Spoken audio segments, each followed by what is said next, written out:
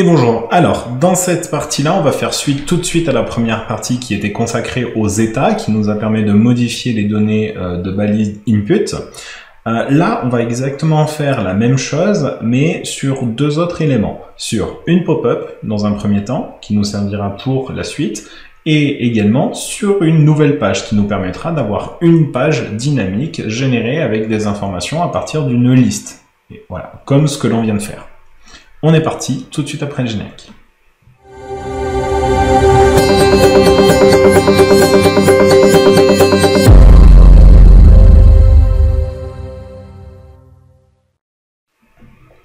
Alors, on se retrouve exactement au même endroit. On va dupliquer cette page-là et on va réutiliser le même système, à la différence qu'on va avoir une première page qui va comprendre la liste de nos contacts et une seconde page qui va avoir ici les informations détaillées. Grosso modo, c'est comme si j'avais une liste, je clique sur la liste, je suis renvoyé sur une page qui permet d'avoir un détail plus approfondi sur ce contact-là. Alors, on ne va pas créer de nouveaux champs dans la base de données, on va simplement se contenter de faire les pages dynamiques. C'est parti. Alors, on se retrouve directement ici, on va ici dupliquer la page, donc là, on clique sur la page ici, on fait Edit, et là, on va pouvoir clone this page. Et dans le clone this page, on va pouvoir lui dire, donc je vais avoir une liste contact, voilà, donc ça c'est ma première page, parfait, il va la dupliquer, on va pouvoir travailler dessus. Voilà, donc là j'ai bien ma page liste contact ici, c'est parfait. Et je vais la dupliquer une deuxième fois, parce que je vais réutiliser les mêmes éléments, mais qui va s'appeler du coup contact détail. Sans accent, sinon ça bug.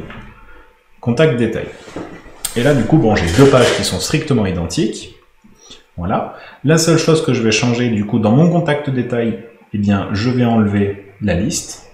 Voilà. Je vais garder uniquement le détail de mon contact, que je vais pouvoir mettre voilà, ici un petit peu plus au milieu. Voilà. Donc j'ai mon détail. Et dans ma liste, ici, dans mon liste contact, je vais avoir, donc non pas le détail, mais uniquement eh bien, mon repeating group, qui permet d'avoir la liste eh bien, de tous mes contacts. Et là, voilà, je peux prendre un petit peu plus mes aises. Et hop. Voilà, ici, essayer de faire un tableau.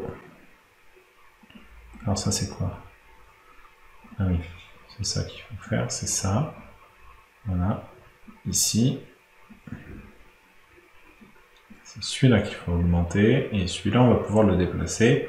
Voilà, de cette façon-là, ce qui permet de rajouter, entre autres, peut-être un petit peu plus d'informations, comme le numéro de téléphone, ce genre de choses-là. Bref, d'avoir une liste qui nous permet d'avoir des informations essentielles, et quand on clique dessus, notre élément, eh bien, avoir un affichage plus complet de notre contact.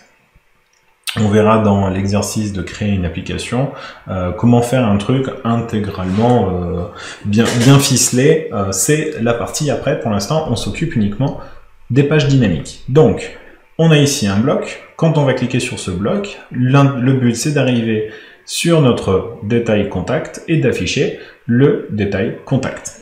Alors, pour rappel, ici, on affichait, donc là, forcément, il n'existe plus, mais on affichait les éléments qui étaient en rapport avec le statut, ici, de notre liste contact. Le statut, ici, existe toujours. On va pouvoir le supprimer. D'accord? Dans les workflows, on va pouvoir supprimer, pareil, ici, qu'est-ce qui se passe quand on clique sur notre élément. Ici, comme on n'a plus le statut, on n'a plus le workflow. Et voilà, simplement, on va lui dire, quand tu cliques sur mon élément, donc là, le contact list item, ici, on va pouvoir ajouter un workflow. Et on va lui dire, ben voilà, quand tu cliques sur cet élément-là, sur mon contact, on va lui dire, eh bien, va sur une page, donc la navigation, go to page, et là, on va lui dire, destination, contact, détail. Et là, on va lui dire, bon ben voilà, quand on clique sur l'élément, on est basculé sur une page. Le souci qui va se poser, c'est que, eh bien, on va devoir lui dire, prends les informations du contact qui s'affiche dans le current sales contact. Et pour ça, donc dans le workflow, on a le data to send. C'est-à-dire que en même temps que l'utilisateur va naviguer d'une page à l'autre, il va embarquer des informations et on va pouvoir afficher ces informations dans une autre page. Et là, du coup, on va retrouver notre current sales contact. Et là, il me dit, ah, il y a un petit problème, c'est que bah, du coup, votre contact, voilà, donc là, il faut changer. Voilà, c'était juste ça, parce que la page, enfin non, le groupe plutôt, il est où le groupe? Voilà, le groupe doit correspondre à un contact, search for contact, donc là on a tout. Bon voilà, il y avait un groupe qui lui plaisait pas trop. Bon, c'est chose résolue. Donc là maintenant c'est bon, on a contact détail, et on part avec la donnée du contact. Donc là normalement on se dit ouais c'est super, donc si on teste tout de suite, alors non, il faut aller sur la page en question. Voilà, ça sera mieux. Voilà. Si je clique dessus, je suis bien redirigé ici sur ma page détail, mais bah, j'ai pas toutes les informations qui s'affichent. Parce que je lui ai bien envoyé les informations du contact, mais je vais avoir besoin de lui dire, bon ben, va récupérer ces informations-là, que je t'ai envoyées en même temps. Donc, sur la partie contact détail, donc là, ce qui va poser problème, c'est parce que si on regarde sur mon bloc, il fait, ici, il va toujours rechercher mon élément qui ne fonctionne pas. Donc là, je vais pouvoir clear. Mais je vais pouvoir lui dire, voilà, au niveau de la page, donc normalement, si je clique au niveau de la page, ici, j'ai toutes les informations de la page, donc on retrouve un petit peu ici la page title, la version mobile, etc. Moi, ce qui va m'intéresser, c'est de lui dire, bon ben voilà, cette page-là est bien une page contact. Et de lui dire, maintenant, dans le groupe, voilà, qui est également un contact, on va aller chercher, ici, vous le voyez, l'information current page contact. Et là, en fait, il va aller chercher la donnée qui a été envoyée à la page. Donc, c'est-à-dire la donnée qui provient ici de mon liste contact parce qu'on a bien envoyé les données d'une page. S'il veut bien s'afficher.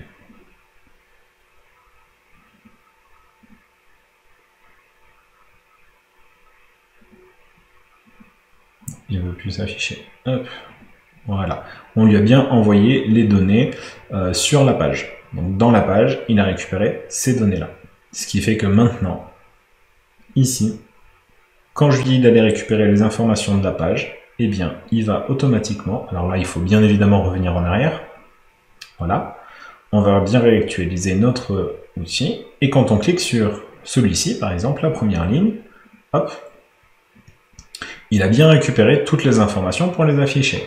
Si je reviens en arrière, que je clique sur la deuxième ligne, hop, il va bien récupérer toutes les informations de la deuxième ligne.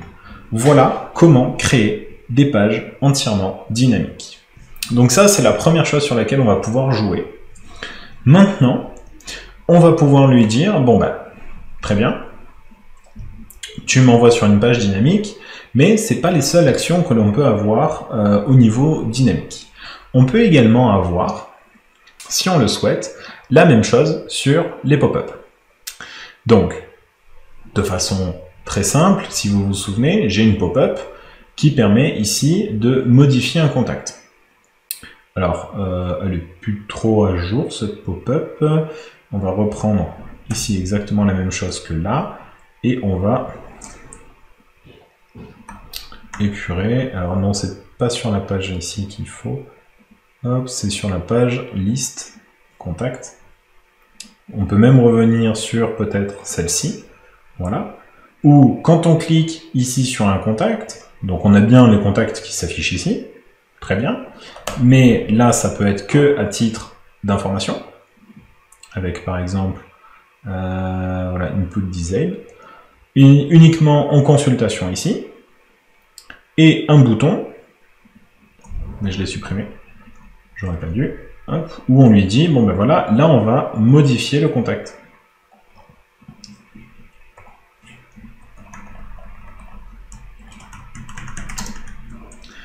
Voilà, et là, on va ouvrir une pop-up qui va contenir, je vais refaire la pop-up, qui va contenir mon formulaire.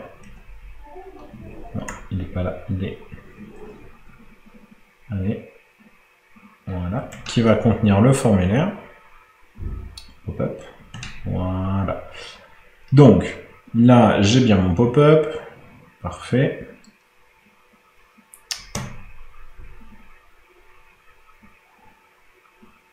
Voilà. J'ai bien mon pop-up. Dans mon pop-up,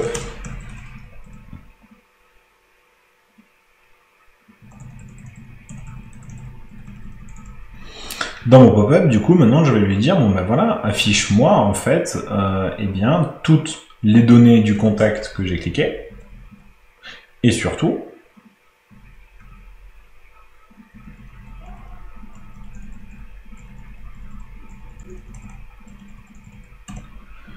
on va pouvoir les mettre à jour de cette façon-là. Et donc là, le bouton, ça va être, hop, enregistré. Donc, comment est-ce que l'on va faire ça?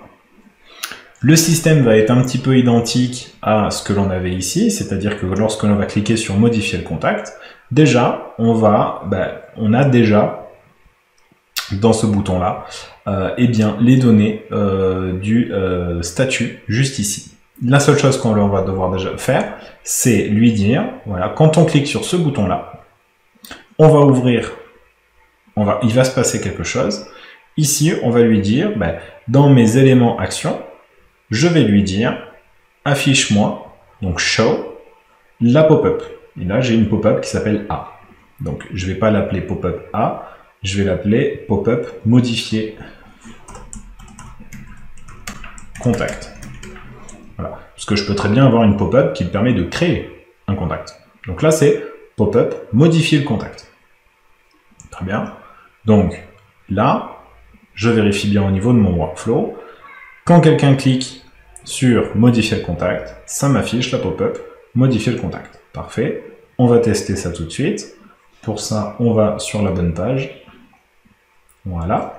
Donc, j'ai bien ici Romain 1, je clique, je fais modifier le contact et j'ai bien la pop-up qui s'affiche avec les informations. Et si je change, ici, je passe sur Académie, je fais modifier, j'ai bien les informations qui ont été mises à jour ici. Donc ça, c'est top. Je vais pouvoir comme ça directement enregistrer les informations qui vont se situer ici dans ce formulaire, dans cette pop-up là. Alors, pour enregistrer les informations, on verra ça dans la partie suivante, dans laquelle on va voir comment créer, comment enregistrer, comment mettre à jour ou comment supprimer une donnée.